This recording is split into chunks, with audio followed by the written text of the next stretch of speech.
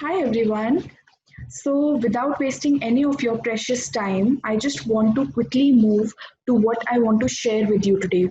It is how to make the best use of the 15 minutes of time that you have, right, in the exam. So, let's move forward. Now, coming to why this is so important, because these 15 minutes that you spend strategically and wisely, this will determine your 3 hours of exam time, right? How you perform in 3 hours, and then those 3 hours cumulatively will determine your result. This is why it is so important to use these 15 minutes as wisely as you can. And I'm going to share ranker tips to all of you today so that you can make the best possible decisions for yourself. Now, coming to what things you should be knowing by heart before we, start with this. You have to attempt full 100 marks paper anyhow. I don't care what you have, what issues you have with your speed. You need to work on it and you need to work your best to get full 100 marks. Always know this, that the chances of a person who has attended full 100 marks paper of passing or of securing a rank are higher than a person who has attended only 60 or 80 marks paper. Okay, so please work on your speed and attempt full 100 marks paper anyhow. Then also know about the 40, 20 and 40 breakup in the exam. 40 marks paper will be comparatively easy or questions that you've already seen before. All right, because ICI will always make paper from SM and PM, and thus it will always be structured in a format where 40 marks paper will be very approachable, but 20 marks paper, it would be something that you haven't seen before. You have never come across these questions and these might be called as difficult. All right, then again another 40 marks would be medium and approachable. These are questions that you have not seen before, but you can approach them because you have your concepts built, right? And this is a very organized structure of an exam. So you need to know about this breakup and you need to identify for yourself that you what 40 marks will fetch you the easiest marks, then what 40 marks to attempt after that, and then these 20 marks that you have to attempt but you don't know whether they will lead you to securing marks or not. Again, the third point, starting with the best answers and best presentation that you can offer, it leads to a flow being established in the paper. If you attempted your best answers in the first few answers of your sheet, the examiner knows that you know, and it leads to a flow of being, awarded marks. Now, coming to the best tips that I have to share with you all for this particular 15-minute reading. Now, like I said, these 15 minutes will determine the next 3 hours and the results for you. So please make sure you use them wisely. Let's come to the step by step approach. So 15 minutes have started and the question paper has been distributed to everyone. Now, what to do? First thing that you have to do is skip the first question. It is a mandatory question and it will blow your mind off, because most of the time, since it is mandatory, it will be aimed at being difficult and throwing your mind off track. So you will feel a little underconfident about your preparation on reading this question. So just skip it and turn the paper. What I used to do, I used to start reading the paper from behind.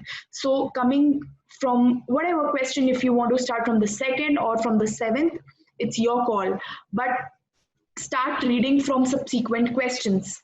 Now, a quick go through of all questions. So this is my second question here. I've seen, okay, what topic this is. Third question, I've seen what topic this is. Fourth question, fifth question, sixth question, and seventh question. Out of these 6 questions, I have to attempt 5 questions.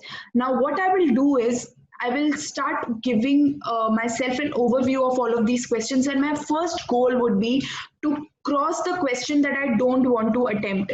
So it could be from a topic that I have not studied, I have skipped, or a topic I am feeling underconfident about, or it is a question that has completely thrown me off guard.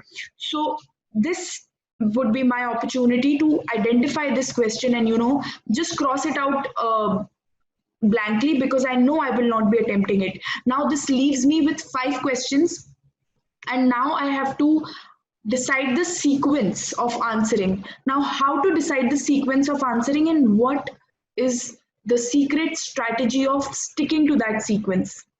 Now, what I used to do is write in mini letters in the question paper, the answer sheet, or even on the desk.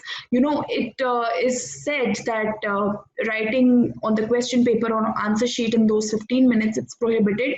Yes, it is. But you have to use this moment strategically. So you have to imprint in certain letters, like in mini letters, very tiny letters. So I'll just give you an example. So if this is my question paper, I will write it in this format. You see here, and this is my way of telling myself that this is the sequence of questions that I want to attempt.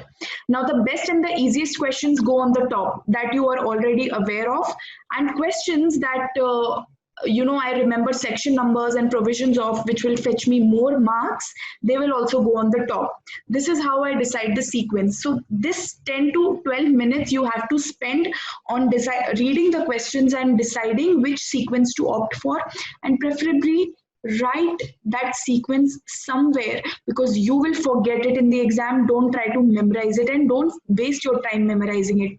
Just make sure that you're being safe, and you just write in mini letters somewhere around. Now, if you're done with all this in 10 to 12 minutes, I'm pretty sure you'll be done reading. Now you can proceed with reading the first question that you want to attempt. If it is not the one you want to attempt, the first question that we left in the beginning and we moved forward, we can now go on to read that first question.